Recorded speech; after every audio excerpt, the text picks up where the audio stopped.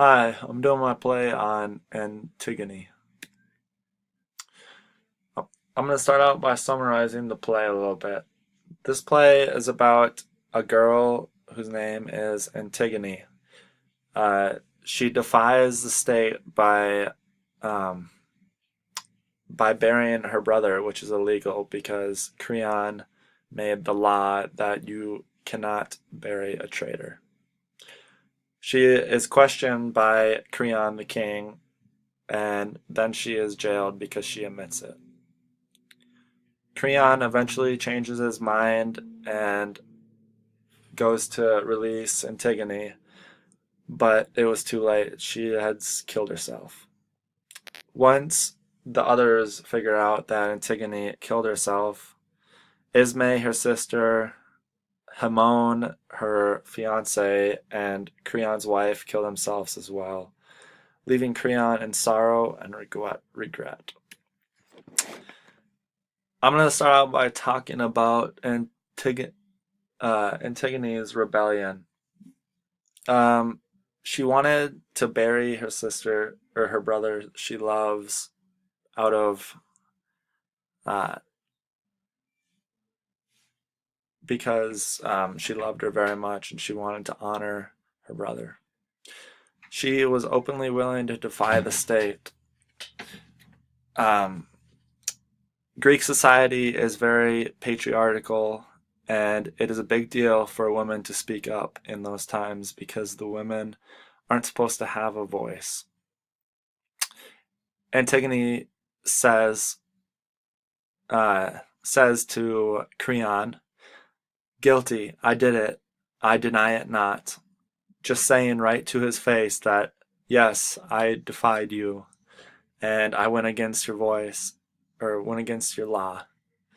This just straight up to Creon, the king, and he has nothing to do but is forced to jail her. The significance of this act uh, is because um, Antigone is family with Creon, the king. Creon is Antigone's uncle. And also because she is a woman. Like I said earlier, women aren't supposed to have a voice in this society. Her sister is a good example. She portrays the typical Greek woman by saying, "I am just a woman. I have no voice." She also, like I said earlier, is the king's son's fiance. So she is very important to the king's son and the king himself. But the king does say there are thousands of women. Um, this one just as doesn't work out. Again, talking about how they treat women back then. Creon's reaction to this, I mean, I think Creon was just a victim of society that makes him this way. Uh, Greek society, like I said earlier, is very patriarchal.